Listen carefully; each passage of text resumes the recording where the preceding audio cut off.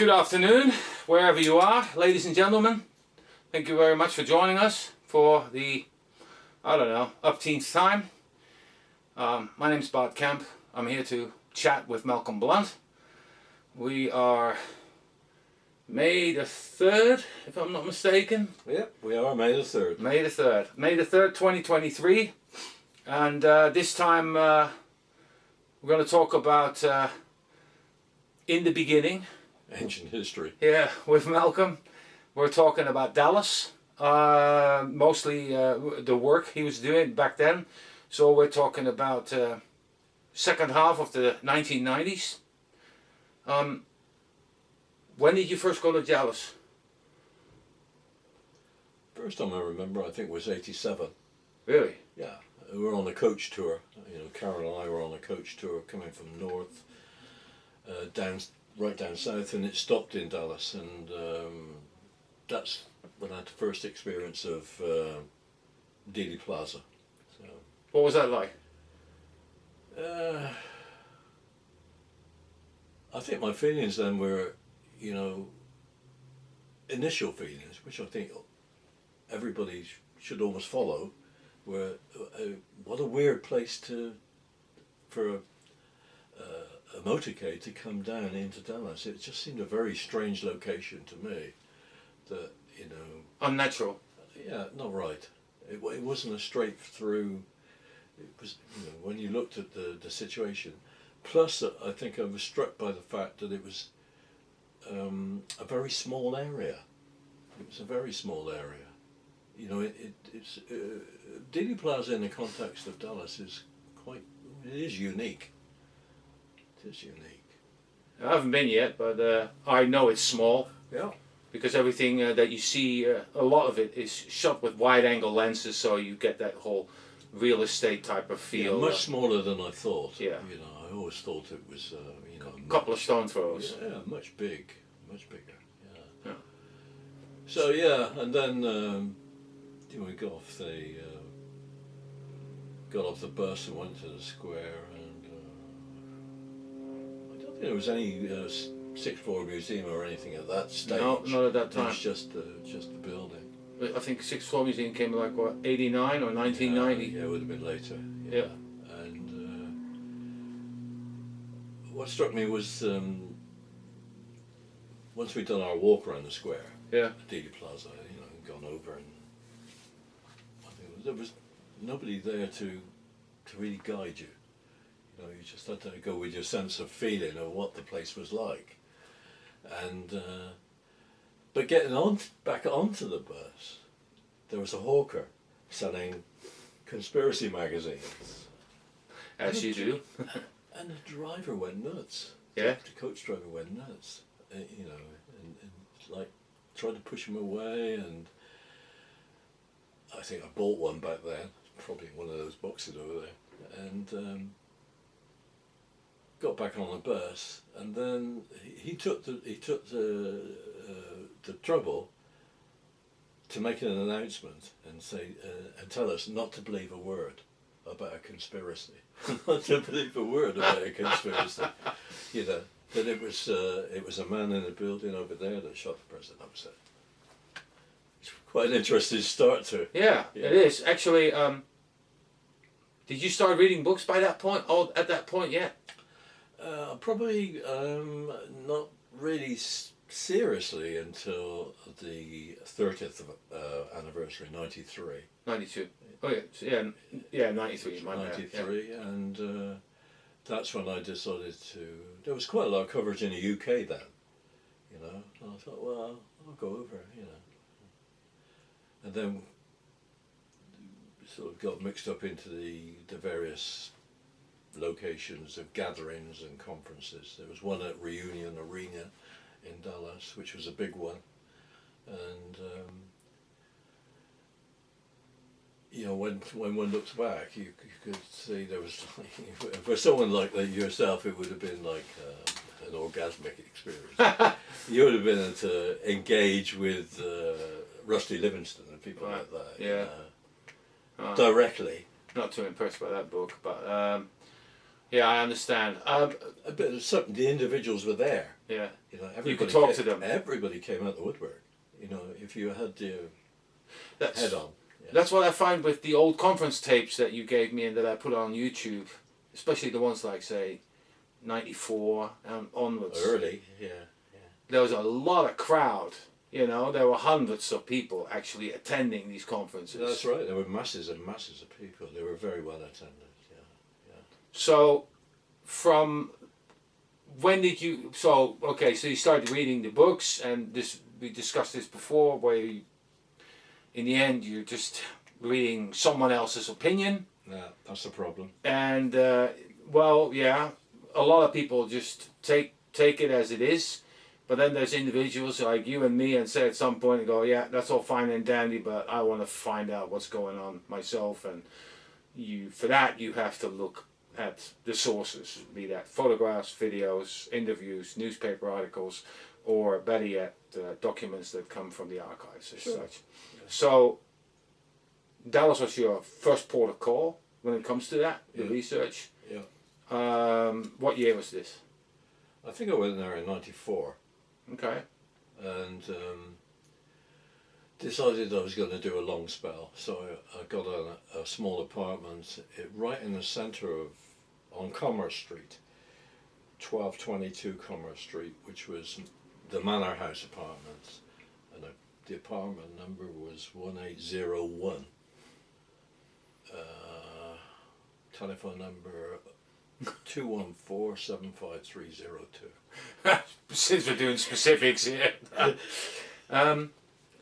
You decided right there from the beginning to go for a long stretch, right there and then. Yeah. What brought that, how did that come? You didn't do a short visit first and then do it? No, because in the meantime I had picked up books like Plausible Denial, you know, and a couple of other things where you had one author giving his interpretation of, he was solving the case, and really, you know, it was a case of looking at this one book to another, and I'm thinking, well, this doesn't gel. You need to get into the material yourself, really, to have a look, and that's when I made that decision, because also the the Dallas Police Archives were open for the first time, but they were being held at City Hall back then. Right. So that's that was my main reason I wanted to get into this, because obviously there was nothing online, and the number of visitors they were getting to look at this stuff was sparse, to say the least. So that's what I did. Now, was that daunting, that first visit to the Dallas Archives? A little bit, yeah. Yeah? But, you know, the person that was running it at City Hall, Cindy Smonovic, was a real treasure, because, you know, maybe she saw this eccentric British guy coming over and felt sorry for him, and she made life very easy, you know, to get into him. She couldn't have been more helpful. You could actually get access to everything, and anytime you gave a question, it was answered. Copying was great, you know, just first class service, really. And then, of course, Cindy went on to bigger and better things, and now I think she's head of archives at the NARA archives in Fort Worth. Right. So she went on to, from being a local archivist. Yeah, becoming a within Dallas, state. Within Dallas, she's now in. Good for her. Yeah. But a great person. Yeah. Oh, great. So, what are we talking about? How long were you there for? At that time, the first stint. I think it was 6 months. Really? Yeah, 5 months, 6 months, something like that. Yeah. And it was like almost a daily thing to go there, and. Well, you had Sundays off. Yeah, Sundays off, Saturdays off. Actually. Okay, so 5 days a week. Yeah. Go and have a serious look, and try and make sense of the files there. I mean, some of the things that, so I think the Dallas Police Archives were released on this really basic website years ago, around the ARB time, something like that, or after the Stone film came out. And it was really basic and straightforward, and that site was terminated about, I think, 2 or 3 years ago. But then everything went to the portal of Texas history, the University of North Texas, UNT. And then from the stuff that I found from you, you have got stuff that hasn't seen the light of day at all. Not serious, but like handwritten notes and little odds and sots that are hard to place, hard to know who wrote them and so forth. But you got your hands on them. And at the portal of Texas history, I mean, it's pretty well organized, I have to say, and it's very easy going to go through. And because the first one, when the Dallas police did, well, you had 3 or 4 copies of everything. That's one thing.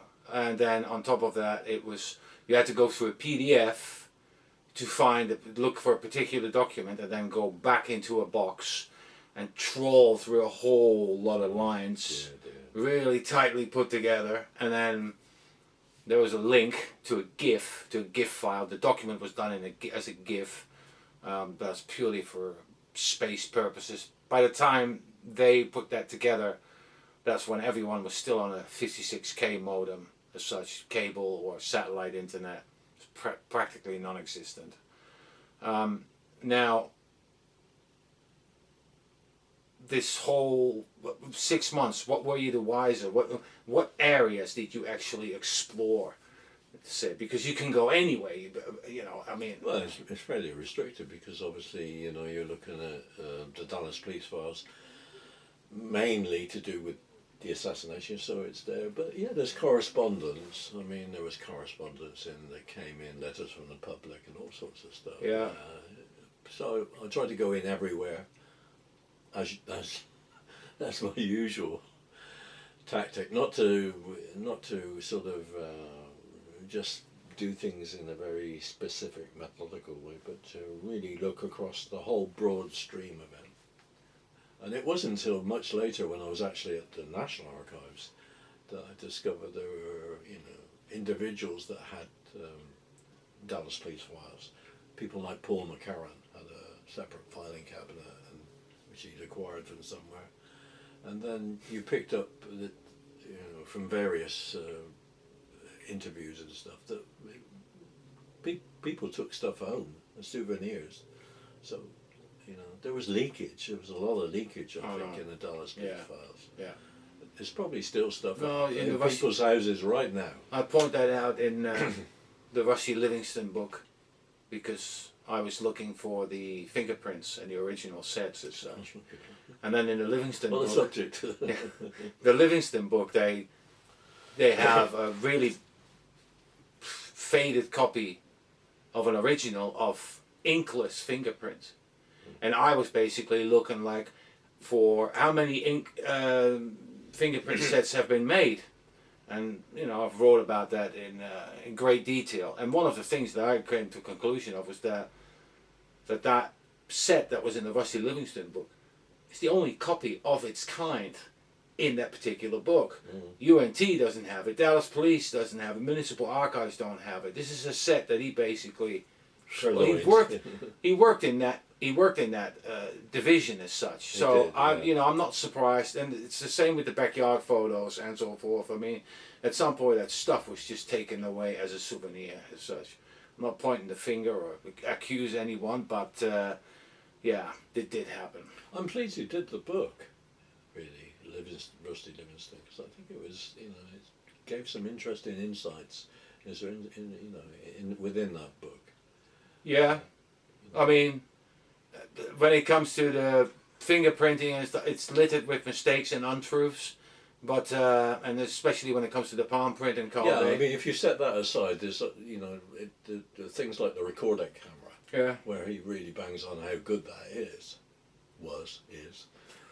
I mean, it's you know, that's an extraordinary camera. You know? Yeah, we'll talk about this later. This is about the Dallas police evidence.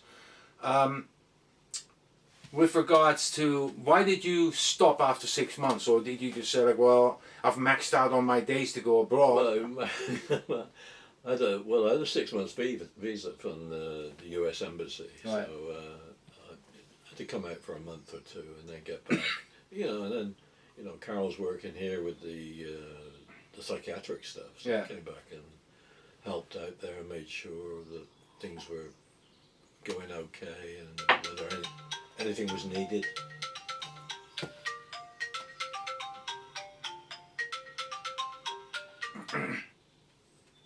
I'm sorry. Yeah.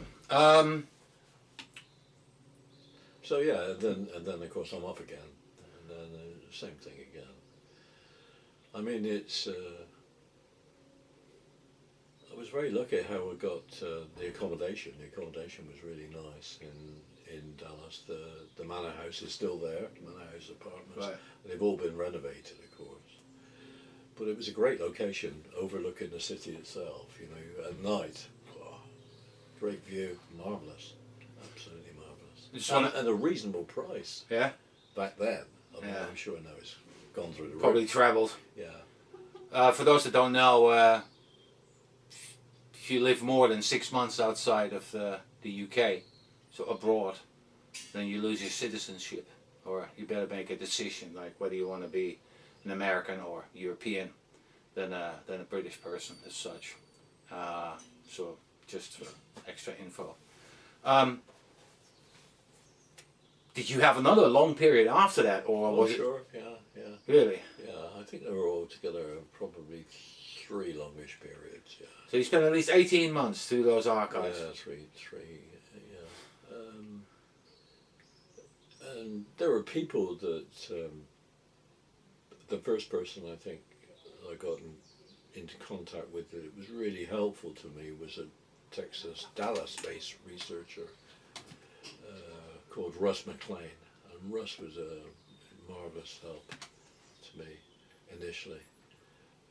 What did he do? He did a lot of, he ran me around here, there and everywhere, and stuff I needed to get, whatever, and then pointed me at the records and initially and said, this is what you want to look for. And, a good guy, and I'm not sure whether we lost touch, but I'm not sure whether he's still interested in the case or not. No, that happens. Yeah, but some people, if they're watching this, they may know Russ McLean. I'm trying to think where he lived. I think it was somewhere beyond Richardson, Texas. It was quite a way out. It was a good. That's north, isn't it? Yeah, the way that Dallas stretches out, you can drive for an hour and you're still in Dallas. The Dallas suburbs. Yeah. Right.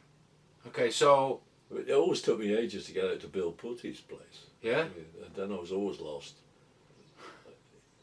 Often used to go by cab, and even the cab drivers had trouble finding it. Wow.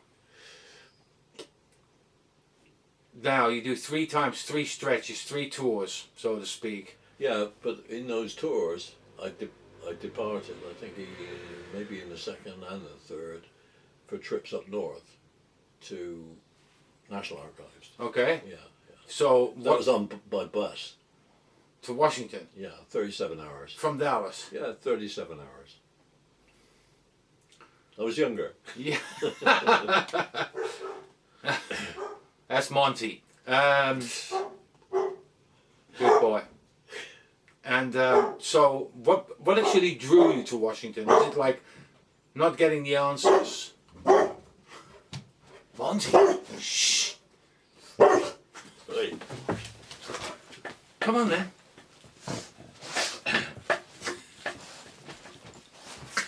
Let's get rid of it. Come on, down here.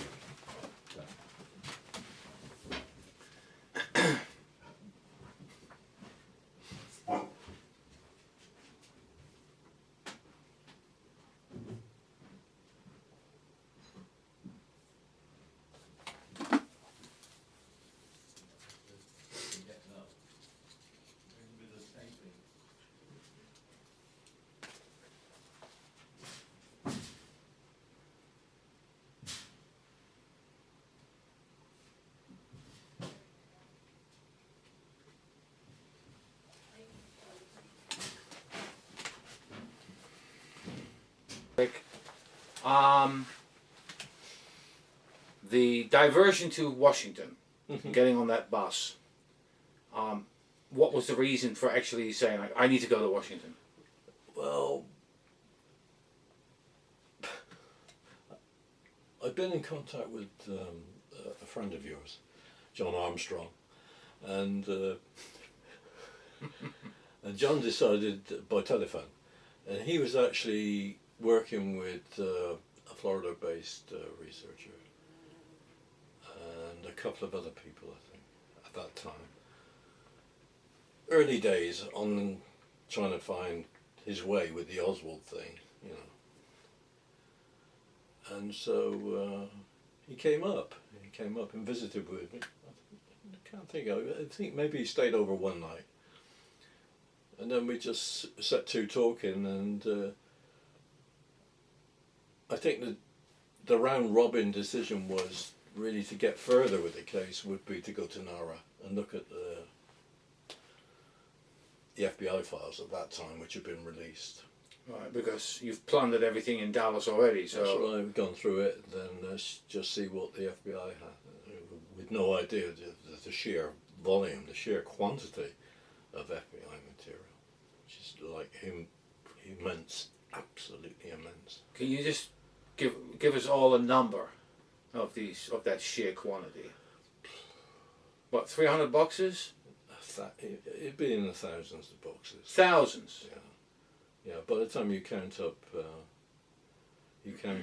all the field office files, and you count up all the separate JFK investigation files, the Oswald files, the administration files,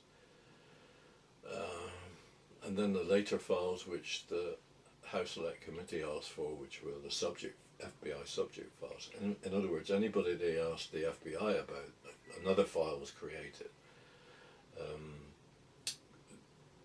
which contained the material for the original file. So those are HSCA subject files. They're a great asset, really. They're a great source. So I would recommend those anytime. Any HSCA subject files. You know, somebody asked me not long ago. They wrote about to me about Howard Hunt, and I said, well, if you want to get to the guts of Hunt, go to the FBI, HSCA FBI file on Everett Hunt.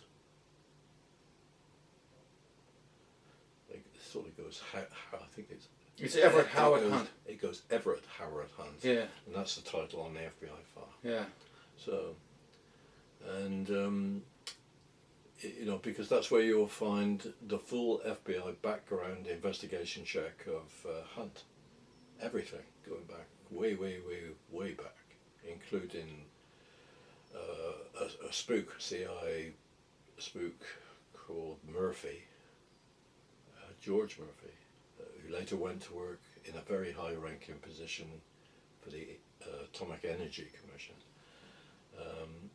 You know, a guy that knows what he's talking about, and that's where I discovered there was a document there which where he clearly named Angleton as one of Hunt's close contacts. So I think he says in the FBI interview that he was guided by Angleton in all his actions by Angleton, which I thought, oh, that's fascinating. This is an internal background check. Here's a CIA guy to an FBI agent. This stuff's never going to be released as far as they're concerned. And the guy's not fantasizing. He's saying that. You know, which flies in the face of everything, because Angleton always denied any contact with Hunt. I remember scanning the FBI files in on Hunt a while back, and I already thought that was peculiar because there's a fair bit to go through on that particular person / subject. But the full background check should be in the files somewhere in stuff that you. Yeah, probably. There were two quite big files. Right. 5 boxes, I think. Right. 2 5 boxes. So we've quite a lot of material on Hunt. If you want to get to the guts of Hunt, those HSCA, FBI subject files are the ones you want to look at. Right. Great stuff. Yeah. Yeah. So how did you meet, let's go back a little, how did you meet John Armstrong? At a conference? Yeah, I think I saw his first presentation at in Dallas. At Lancer? Yeah, I think it was quite impressive with the the Fistera stuff, the dental lab stuff, and the fact that the W-2s, his tax forms, were forged, which later turned out to be incorrect. Right. Because it was to do with US tax people. It was like a computer default. Okay. They defaulted to a certain year, so he was wrong on that. But he was absolutely right. John was right that you've got several of the same documents, these W-2s, which are all done with the same typewriter, and that they're not supposed to be connected. They shouldn't be on the same typewriter. And I wish he'd have done it that way, but of course he did it the obvious way, because the W-2s just didn't make sense at all. So that was where I picked up and contacted. That's why I picked up and contacted John in Tulsa. I think he'd given me his number at the conference. And then he came up,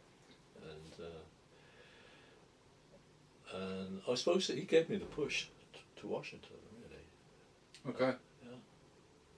And then you thought, I'm in Valhalla right now, and you walked in there. But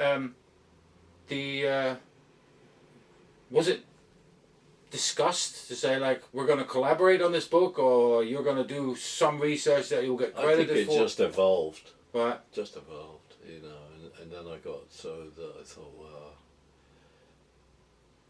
I mean, for quite a period at NARA, I used to do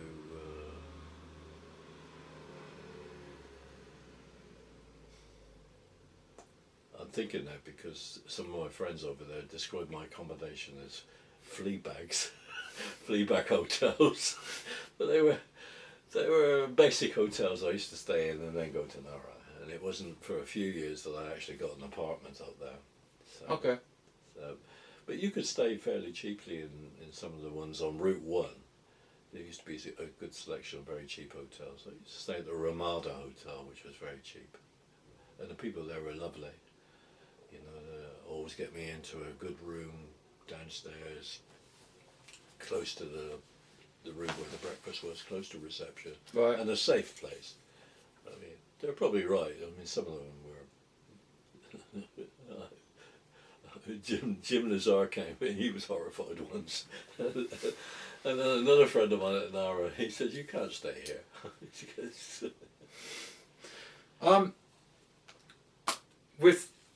With Armstrong and its work, of course, it took you to New Orleans, New York, or different places than Dallas. Is that because? Oh, sure. John took me on. We went on a road trip once up north. We went all over the place. We went to New York City and the Bronx Zoo, on all the addresses where the Oswalds lived. So that was a great tour.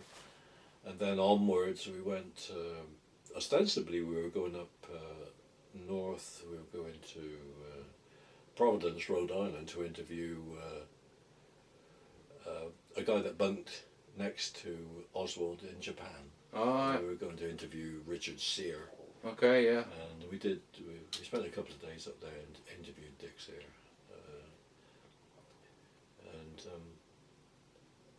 There were some funny things in that.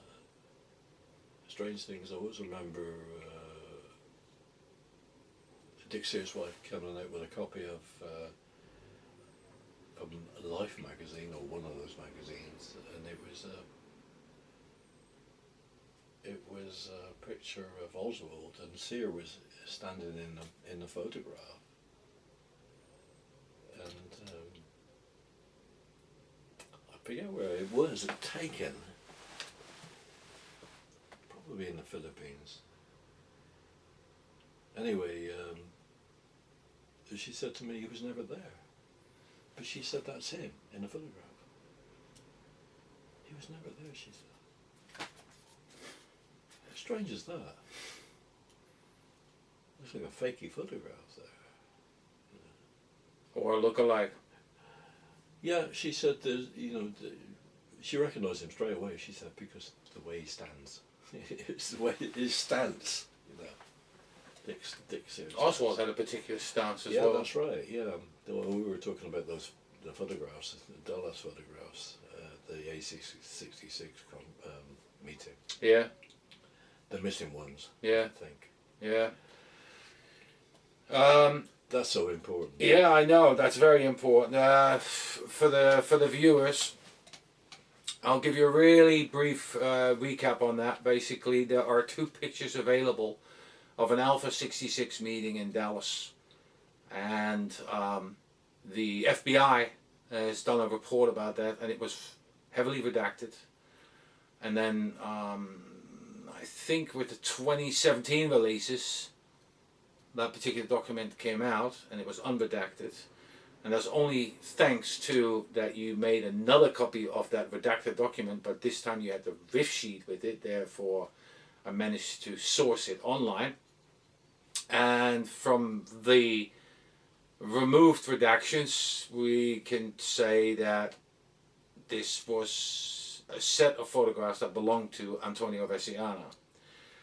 But the FBI makes clear mention of the fact that there are 5 photos and not 2. And then shortly after, the Central Intelligence Agency creates a document, and in that document they only make a mention of 2 photographs. Yes, ladies and gentlemen, another enigma presented on your table right there and now. In Dallas, you also interviewed a few people. You met a few people. Mm-hmm. Let's talk about a big fish first of all, Robert Gambling. Mm-hmm. You mind telling us a little bit about that? Yeah, it was a friend of mine, a Nashville researcher, Stan Clark. When we met up in Dallas at a conference time, he said we'd go and talk to a few people, and that was one of the people that we he never made an appointment. Robert Gambling was outside sweeping leaves when we got there. So, but seeing Stan, Stan Clark was such an effusive person, and you couldn't, the sort of guy you couldn't say no to, and a great researcher. I mean, should we go into his collection? Yeah, go for it, yeah. Yes, Stan Clark had a deep knowledge of all things Dallas, all the witnesses, he knew in his little black book he had everybody, and he could contact everybody. I always remember at one conference Jeff Morley was trying to get hold of the Newmans, but just couldn't do it, and Gary Mack was supposed to arrange it and never got arranged. So I introduced Jeff to Stan Clark, and Stan took his book out, took his phone out, and it was done, just like that. So we lost a tremendous resource in Dallas. He died very unexpectedly of a heart attack. And then afterwards, because those of us that knew, he had a marvelous archive of material and interviews and tapes and everything, and it was supposed to go to the Irving Public Library. Mm. Yeah, I contacted them. Yeah, and for some reason it never got there. Yeah. Although they do have a little bit. Yeah, we got a few sheets, and they were given by him to them, Yeah. and that archivist told me, that's all we have. Terrible shame. Yeah. And the dangers of research being lost. All that work, all that effort. It's, yeah, I mean, you and I talk about this quite frequent. About the fact that the people that have been working on on their work and basically assemble an archive, and then when these people pass away, the kids don't have an interest in it, and they just see it as a room filled with paper and books and God knows what else, whatever, and yeah, it just ends up in the trash, in a container, as we say in England, in the skip. So yeah, it's just really regrettable and an absolute shame. And the other thing is private collectors is another thing that just hold on to it, Whereas I'm like, no, digitize everything, throw it out, and anyone that wants to look at it can look at it as such. And I know it's a thankless task. I think it's important because, when you do something and you get something, you may not realise the significance of something yourself. But, it's there in the collection. And then if it's accessed, and then it can turn into something significant. It's... Plus, what you picked up, yeah, like you say, when you pick it up, but could be 10 years later that someone else goes and goes, yeah, but hold on a minute, in that corner there, it says such and such, and that has relevance to that and that, and you go, well, I never thought of that. I mean, like I found the Hosty document in that pile of paper, the Hosty papers. You had it, but you didn't realise what it was. Just moving too fast with copying and, not really having enough time to do the analysis. Yeah, and yeah, I don't know if I would have found it anyway. Yeah, I was shouting out that I found the biggest gold hoard ever in my entire life. I remember. Yeah, it was a great find. Okay, so gambling as a person, the interview itself. I liked him very much. Yeah? Yeah, he was a real character. And I think he was best part of 80 years old when I met him. Right. But as sharp as a tack, mentally really sharp. And physically he wasn't in bad shape. What can you remember? I remember his office and nice big desk, and he had an award on a wall behind his desk, a Purple Heart. He was given a gallantry award, and how he minimised that. When I pointed to the medal, the Purple Heart, and he said, "I don't know why I got it. I never got out the water at Iwo Jima." Oh dear. Yeah, I mean, that was bad. Well, you deserve a medal anyway, so just regardless. The fact that he was there. Yeah. So just so he was like razor sharp and fast, and you can see it almost. When you go to the files and you see the stuff that Gamberlin, the FBI files. And see the stuff that Gamberlin is having to deal with, the sheer quantity of material that he personally has to deal with. He has to read, he has to make sense of, he has to do what his boss tells him to do, I liked him a lot, it was probably one of the early realizations for me that we should talk to these people. We should talk to these people. We may not agree with them, but we should talk to these people. Yeah, I agree. It's always good to hear. We got into a back and forth argument on the knowledge of Oswald, and the Mexico City trip. When that information actually arrived into when they got it in Dallas. I think he thought I was trying to pin onto him the responsibility onto the FBI in Dallas, that they hadn't been sufficiently awake with regard to Oswald. So, but it was all right. We got through that quite well, and it's just one of those conversations that meandered on. Really, his wife made the comment that she never saw him during the investigation. He might come home for a shower or something, then back to the office. Hardly saw him, sleeping at the office really, most of the time. Because there was so much pressure on Dallas, on the Dallas FBI office. But he was at a lot of places. I mean, you know, he was at the Texas Theater. He was at the Tibbetts murder scene. I think he was also at the Texas School Book Depository at first. So, you know, he was right on top of things. Saw a lot of things. You know, I'm not defending or accusing any of it because I've read very few documents on him with regards to my own research. Yeah, I only see, you know, obviously like a first unexpected visit interview. Yeah. You know, you're not going to be deeply prepared. I had no idea I was going to meet with the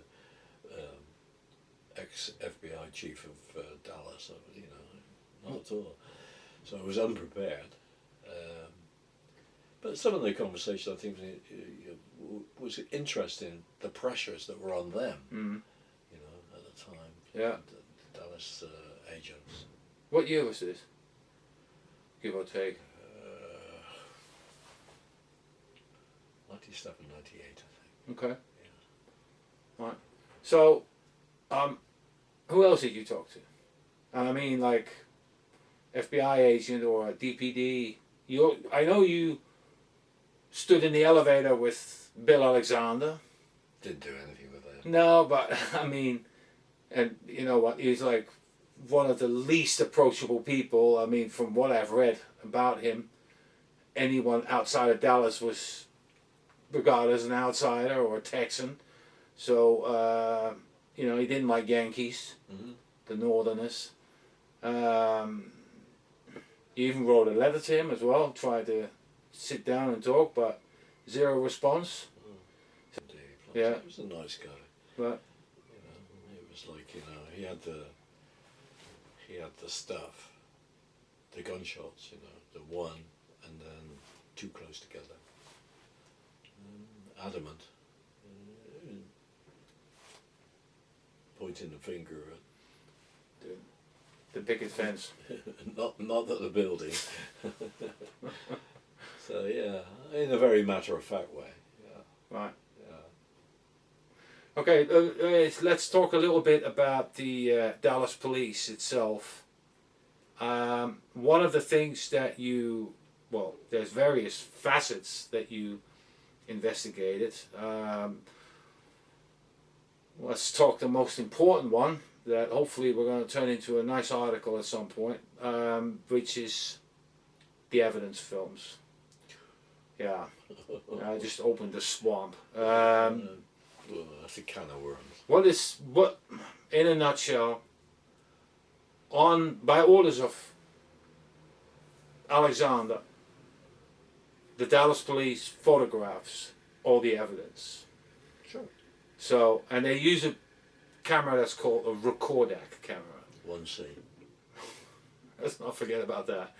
Now, that Recordac camera, 1C, is idiot-proof. Yeah, this is like mounted on a pod, on a board. You slide the evidence, say there's a letter or a postcard or a picture or whatever, and that's underneath, and the camera basically pointing down, and it's just press to release, and then the transport handle basically transport the film till it's ready for the next shot, and click again, and you just there's no like extra settings and so forth. It's just it's like an idiot can use right. this. Even I could use it. Right. So.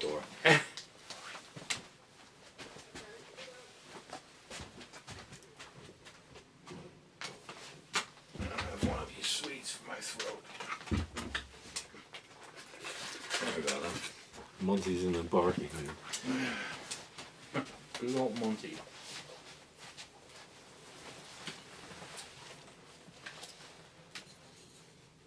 Now,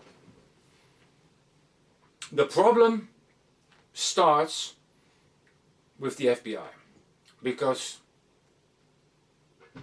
the films, what's the deal? The films are supposed to be processed by a lab in Dallas. But the FBI takes also the evidence and photographs it themselves. Great. And that's when the discrepancies start to appear. Like, because the films from the Dallas police have like 50 frames or something like that, whited out or not functioning, or what evidence? It's a big quantity, isn't it? I haven't looked in this for years. I think it was like, you know. Well, I'm just doing this from memory. A massive amount of material was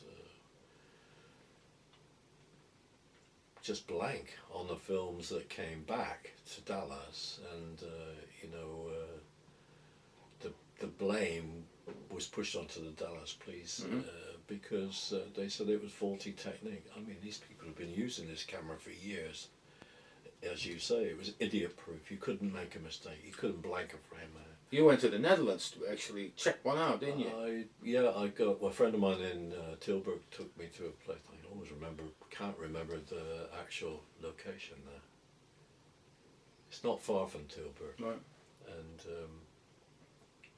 he went into a building, and typical Dutch person.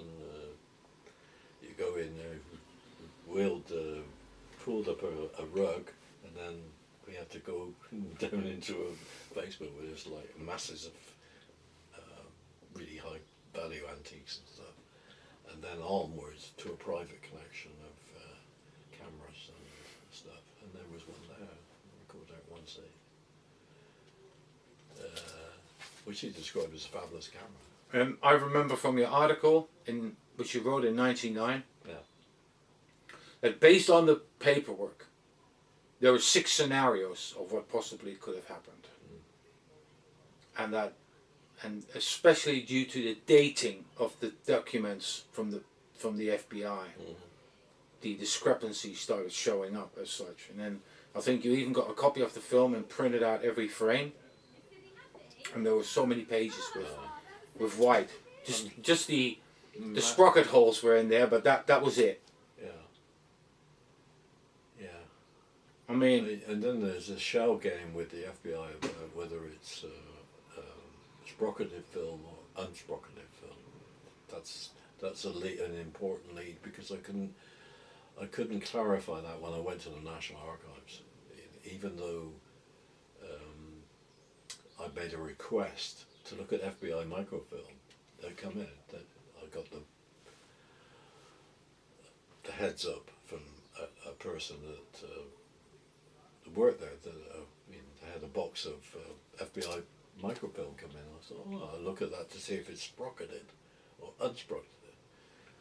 But I couldn't look at it because the chief archivist said, "Oh no, I can't look at it." I said, "Well, I only want to look at it.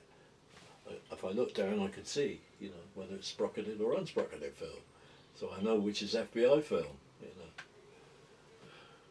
And they still wouldn't let you look at it. No.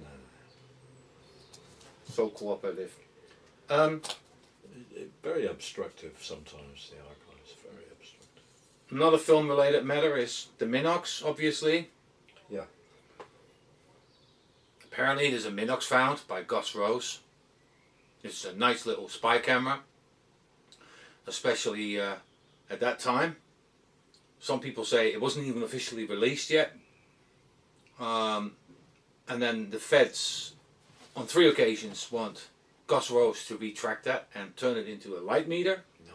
And even at the video that I posted, which came from your collection, about this private dinner where Gus Rose is holding a talk, they said, no. They tried to change my mind 3 times, and I said, no, it's not going to do it. It was a camera. It was not it had film in it. What happened to the film? But you saw that particular Minox in question at the National Archives in Washington. Yeah, sure. Tell us about that. It's very heavy. For a star, heavy. Heavier than it should be, because a friend of mine has 2 Minoxes. I know the weight of a Minox. Mm-hmm. It's heavy. Like it had been filled with something. Cement? Lead? I don't know. Something, and it made it impossible. You couldn't open it. There's no way you could open it. Did you see any residue on the edging? No, or it's pin clean. Pin clean, but you could not open it. The way you open a Minox is, quite a technical thing to open a Minox. But I'd been told by, instructed by a friend of mine how to open it. And there's just no way that thing's opening. It's sealed shut. Now, obviously, there's an archivist present when you're doing that. Yeah. What they say? Say anything. Saying there's no comment. I'll tell you, he was, a very good archivist, a very helpful archivist, called Steve Hamilton, and when you could look at the evidence, the Oswald evidence, he was most helpful, always to me, very, very good. And he may have raised an eyebrow when we couldn't open the camera, but apart from that, no. Okay. No comment. Did you hold any other physical objects, like the rifle or the gun, or? No, the notebook, Oswald's notebook. Okay. Yeah, the little notebook, which is, I always found that fascinating because of the different inks, the different pens, and the indentation. Yeah, that's what I was going to bring up, the indentation. Yes. This is something that they need to scan, actually, proper scan, and get some artificial intelligence. I think there's a huge amount of material that could be extracted from that notebook. Yeah. If you did the right tests. Yeah, CT scan probably. Or whatever, they could do it. They could do it. Because in the Netherlands, about 4 years ago, there was a postmaster who had unopened letters from the 1700s, early 1800s. And so non-deliverable letters were thrown in this box, beautiful box of course, undeliverable, and they thought like, okay, we want to know what's in these letters. Yep. But back in those days they folded the letters in, not just as we would, but they folded it in specific ways so they could see whether it had been opened by anyone and so forth. But at the same time, of course, a lot of them were, what do you call that with the red candle grease? Sealed. Sealed, as such. And of course, when they wanted to see some of these letters, they broke and they cracked the seals and then opened them up. So they didn't want to do that. So what they did was, artificially, they took CT scans of the letters as they were folded shut with the wax seal. But then they used artificial intelligence to separate the layers as such. So they could open it up and then look and then know the contents of it as such. But I thought, what a brilliant thing. And I thought, you know what, that would be perfect for the Oswald address book. Just to see what other indentations and what other lingo and whatever markings there are in there. Just to separate that from just really turning 2D into a 3D object as such. Yeah. Most interesting. Well, that's that's for the National Archives to do. They know about it. They know about it. Yeah. But they're not proactive. No. So, Dallas, you also looked into a fella called Paul McCarran. Yeah, I never met Paul McCarran. I'm just trying to think of the people. But McCarran had, McCarran had a filing cabinet of Dallas police materials, that's for sure.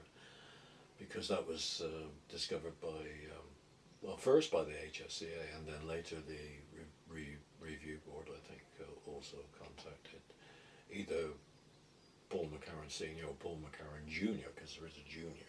Uh-huh. Yeah. What happened to that filing cabinet?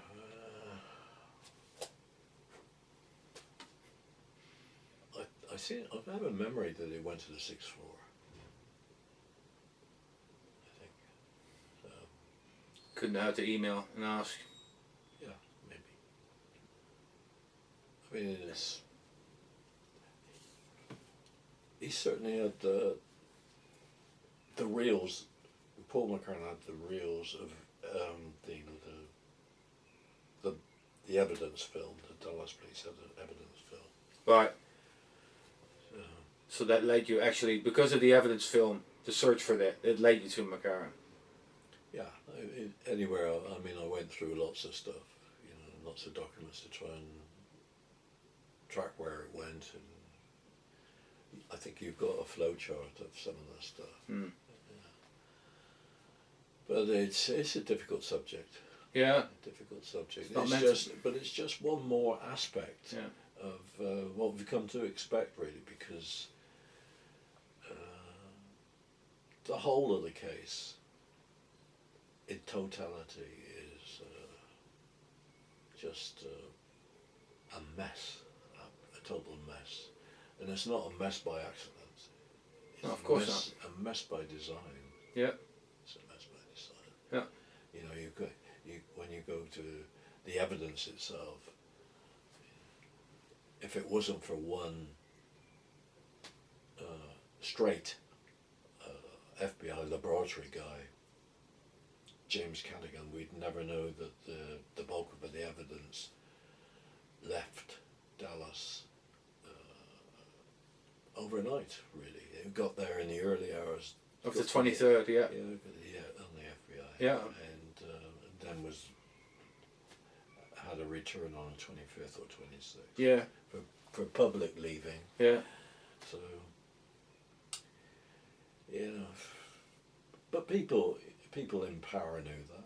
It was certainly deleted from Cadigan's testimony on the instructions of Alan Dulles. So it was a very high level cover up when you think about it, and they know these things. They know where the weak points are when they come to interview people that have this knowledge. It's when it goes off the record. It can go off the record. I mean, if you go to the National Archives and you look at Jesse Curry when he gave his testimony, there's great lumps missing. You've got, it should follow in sequence. And when you go through the pages, it's only 5 blanks. There's nothing there. There's no transcription. Marion Baker's interview went down, I think, 5 or 6 times. And then the stuff that we would have given our eye teeth for, coming up from the U.S. Attorney's Office. In other words, everything that they took out of witnesses' testimony was kept. It wasn't destroyed in Dallas. It was sent to the National Archives in 4 boxes, 4 FRCs, which are big boxes. And boy, would I love to have those 4 boxes. God. Yeah. But you can talk to them. You've got like I think we've discussed this. You've got the accession number, and that should take you to it. You can't get to it. The gold ticket. But to be fair, I'm going to do what you said not to do. I'm going to deviate. But you go for an accession number to a CIA job number, and I have that. With a legal challenge to via John Mellon's attorney, a legal challenge to CIA. You give them a job number, the exact job number, which is like set in stone. You can find it. No, can't find it. Since we're talking about the spooks, the CIA boys and girls, the name related to the agency, connected and brought up by others as well, J. Walton Moore. Don't know. It's Where do we start? Let's just talk about the beginning. When did you actually find out about Moore? I think I came across his personnel file. I think it was in a CIA segregated collection. Right. At the archives. And look there. You open it up and there's a photograph of J. Walton Moore. Then you go on. But you knew then that he was part of Dallas. Oh yeah, sure. But he's a guy that's interesting for a lot of people because of his contacts with George de Mohrenschildt. But when you get into tiny details, sometimes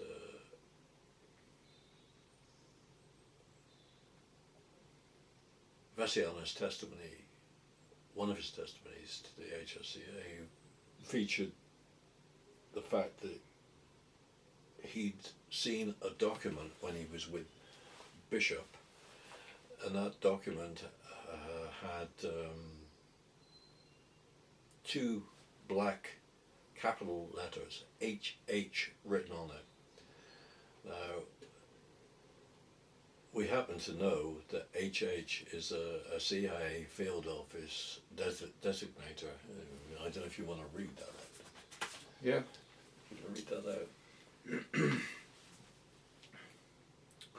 The HH was a designation used by the OO Context Division to represent a spontaneous, between quotation marks, request from the Contact Division field office.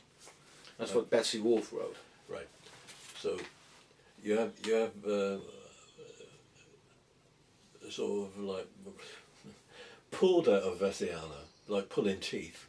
You get the fact that he'd seen a document when he was with Bishop, that Bishop had, which had HH on it. Now, because HH is a field office designator, was it a field office document? In which case, the person he was with could have been J. Walton Moore. At the same time, it could have been an HQ. Either way, the HH on that document indicates that it was a CIA document. A large HH written on there. You see HH on no end of documents. So it could have been a field office person he was with. It could have been an HQ person he was with, a CIA HQ person. But either way, he was with, certainly to my mind, he was with a CIA operative, whoever that may be, whoever Bishop may be, was a CIA operative. Was he local, J. Walton Moore, or was he HQ, someone else? It gives pause for thought. I mean, people have looked at the HH before and said things like, "Oh, I think I read it in one book. Oh, it was probably Howard Hunt." So there you go. But nobody actually knows because they haven't seen the confirmation of those initials saying what they actually mean. It's just a guess at best. Then. Yeah, you can go to no end of cables and TWXs and stuff like that, and you'll see HH on it. It is exactly what Betsy's written there. It's a designation used by the Contact Division. So one could say, as J. Walton Moore was a Contact Division guy in Dallas, was it him that was with Vessiani? I mean, it wouldn't surprise me. Wouldn't surprise me at all. How can you find out what those initials stand for? Can you not write to the agency and go on? Come on. Well, you've got it there. It's been that long. Got it there. She's obviously taken it from FBI, CIA handbook and written it. That's exactly what it means. So for Vessiana to suddenly, under pressure, to come up with that HH, I thought that was significant. This guy that talked a lot told us nothing. Told us quite a lot there, I think. Okay. I think we're reaching an end. Yeah. One thing. Did you investigate any of the anti-Castro Cubans and all that while the ones that were in Dallas as such?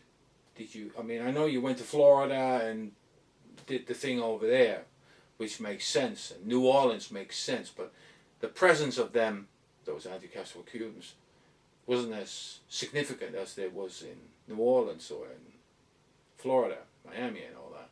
So did you do any research in relation to that while in Dallas, or knew about something related? Harlandale Avenue thing, for instance, and all that. No, I never looked at that.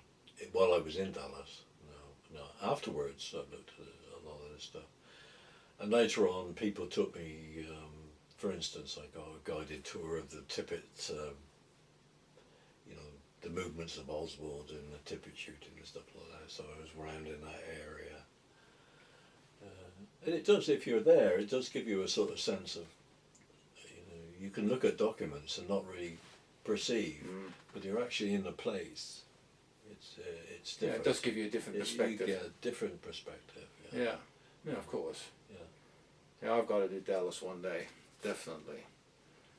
I'll tell you what, I'm going to cut it by now, for now. And I don't know what we're going to talk about next, but we will reappear. And thank you all for watching, and thank you for liking and subscribing and all that la-di-da. For now, I'm going to say bye-bye, and hopefully we'll speak to you soon, somewhere around June or July. Who knows? Thank you very much.